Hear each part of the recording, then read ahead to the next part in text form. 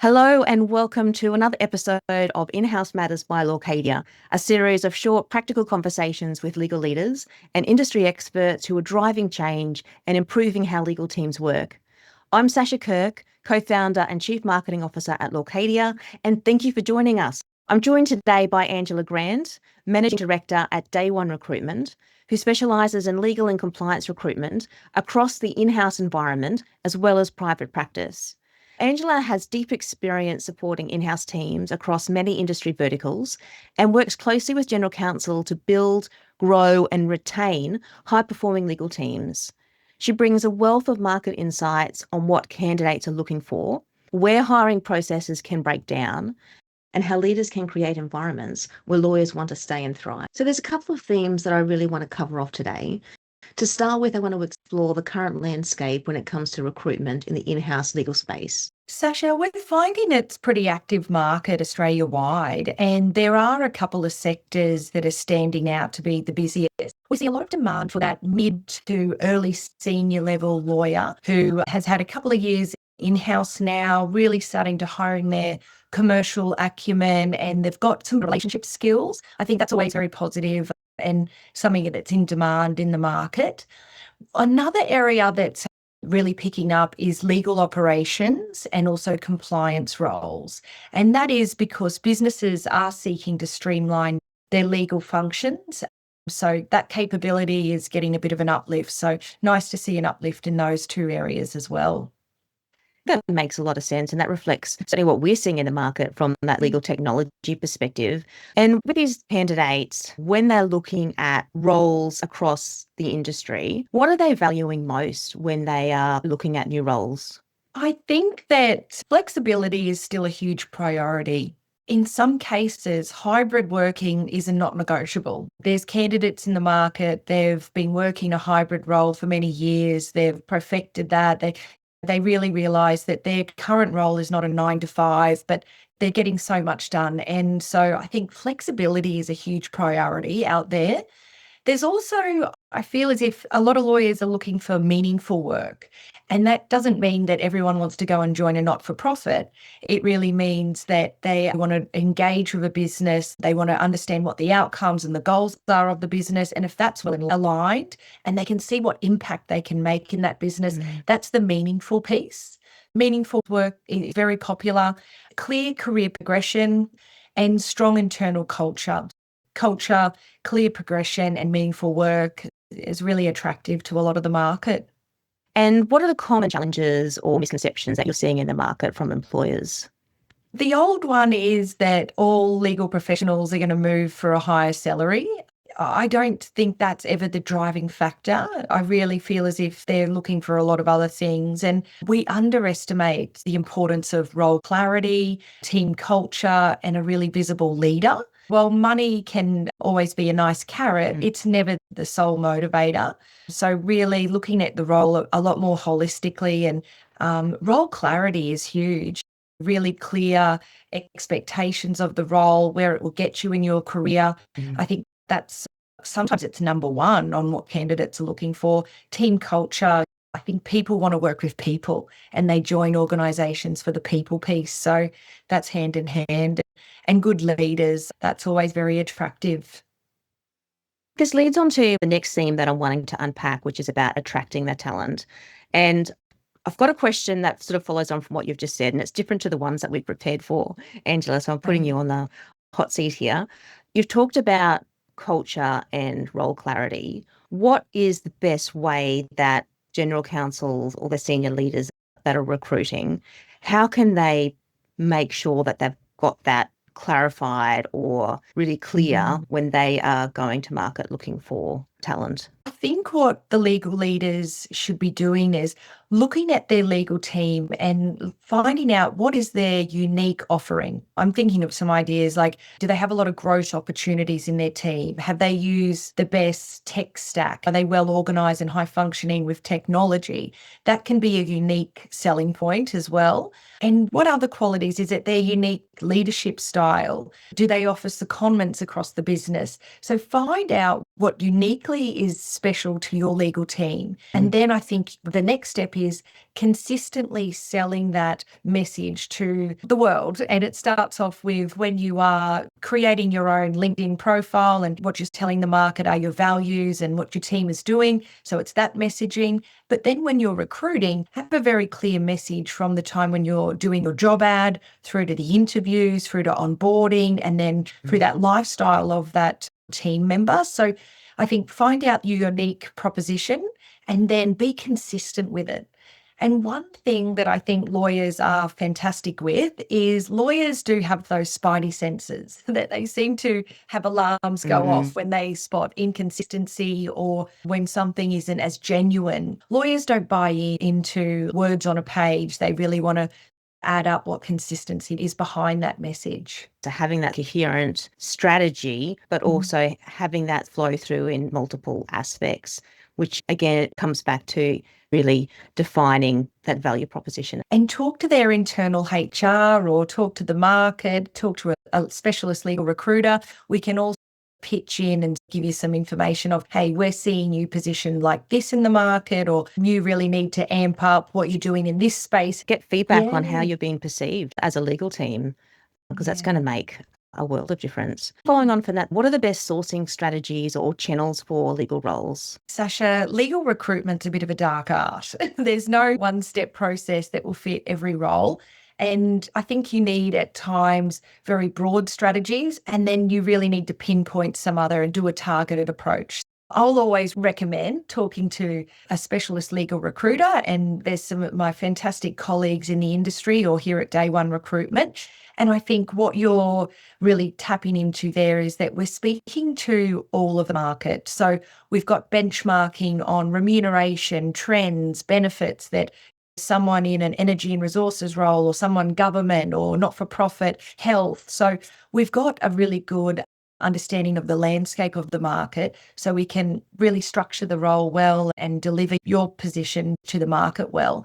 But I think the largest thing that we can offer is our relationships with passive candidates. There's a lot of people on the market who are softly on the market, or if this role comes up, Angela, I'm keen to hear more. I think that lawyers are doing a great job of understanding their skills gaps and knowing what they're wanting for the next 5 years. And they've often told a couple of recruiters over the years. So we're very tapped into that passive market. And then there's one other strategy which I really recommend to CLOs and general counsels is don't underestimate your profile on LinkedIn. I think being very visible as a leader and sharing your team wins and promoting yourself a little bit that way in your team, I see some great benefits. And I think there's a lot of great leaders doing that very well. I'll just caveat that with a little story. There's some senior leaders that I know that when they do go to market for a role, they will pop it out onto their LinkedIn profile and say, yes, we're recruiting a junior, or we need a senior, or there's another succession plan here. And they're very visible with the job.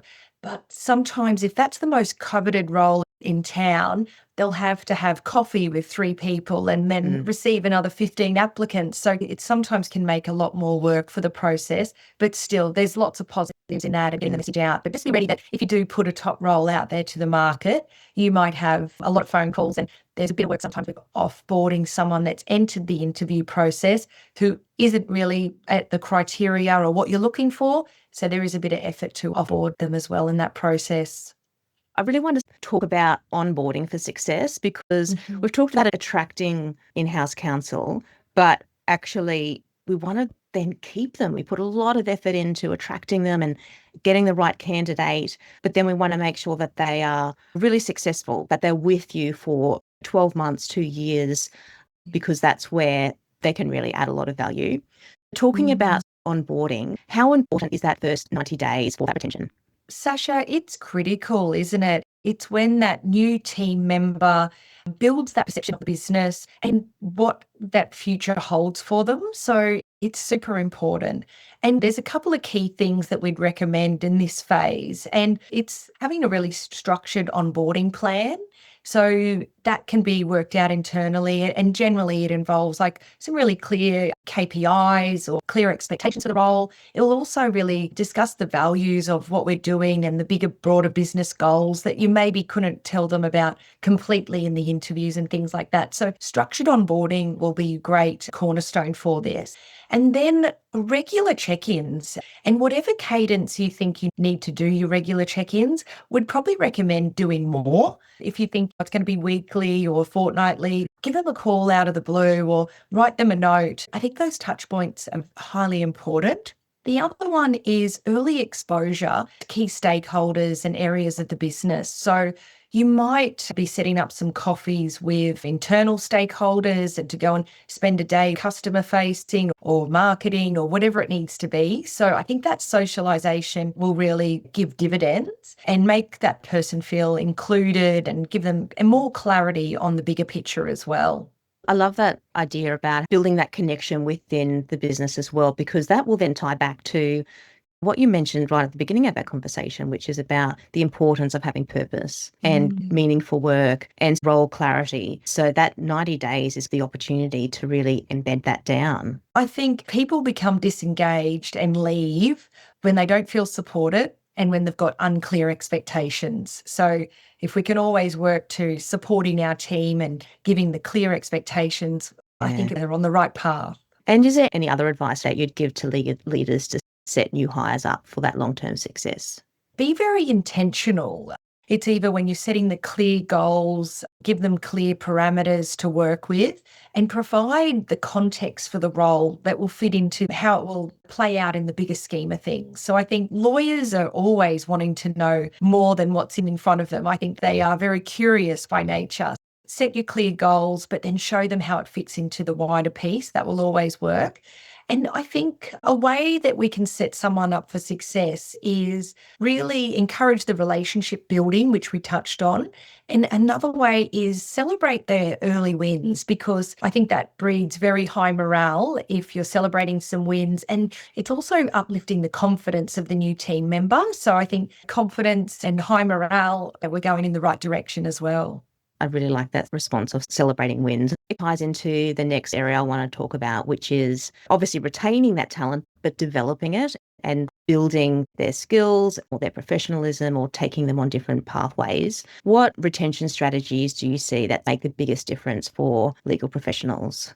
Sasha, you're right. Like, career development is huge and very necessary. I see it done really well when candidates are given a stretch assignment. So something that's going to keep them busy and engaged. I think stretch assignments are great. Secondments to other parts of the business, people's eyes light up when they say, oh, I got to go and work with this or this team or that team, and they come back to report, and it's so good for that cross-functional skill set. I'm curious to understand the role of mentoring, recognition, and culture. We've talked about that earlier in the session. What role does that play in retention?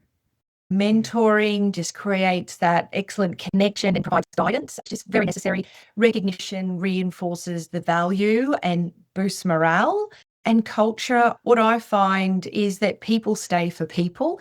When I'm talking to people, one of the reasons why they won't go is they like their boss, they like their team, they feel valued. So they've got mentoring in front of them. So that really is the glue that keeps them in the role. And I think if they're happy in the role, they're probably performing well in the role as well. So culture plays a key role in that engagement and that retention strategy. Sounds like general counsels and in-house legal leaders should be focusing on culture as much as possible in terms of a retention strategy. How can in-house legal leaders work with HR, finance, and the business to improve that hiring and retention outcome? Good question. And I think really lean on HR. They can help the CLO or general counsel really create their role, and that HR will also be able to show you, have you got your expectations really in line with what the market will say as well? So I think lean into HR and help them create the job spec and get their thoughts on their lens on what your team needs as well. I think good leaders will have a pretty good idea of what their team needs, but take that input as well from HR. And then the finance team, I think legal leaders would be across what the headcount goals are and the budgeting constraints. So I think sometimes it's a weekly check-in with where you're at and depending on where the business is at. So I think that relationship is very important as well. And then the wider business, I think legal leaders are always trying to connect to the strategic goals of the business. Those relationships are very important for the success of the legal team. Thanks, Angela. What motivates in-house lawyers to stay and grow in their role? And I think this is in the context of that legal operations role, to stay and grow in that role and either move into legal operations or would they move then perhaps to a more senior legal role?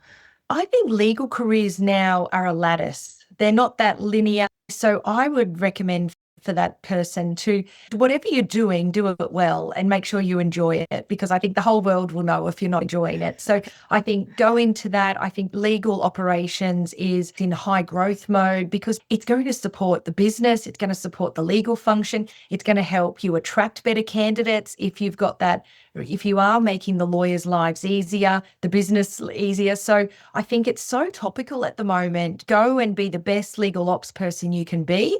And if you're doing a great job, you'll be able to work the legal lattice and come back as whatever you need. And I always feel as if it's about relationships. So if you've proved your worth in that type of role, someone will trust you and let you take that lateral step and try something else. So go for it. I love that idea of that legal lattice and being enthusiastic and finding what it is that you enjoy, and that can change over time as well. And you've got those relationships and you've got that approach where you're curious, that's going to bring so much value. That brings us to the end of this episode of In-House Matters by Lawcadia.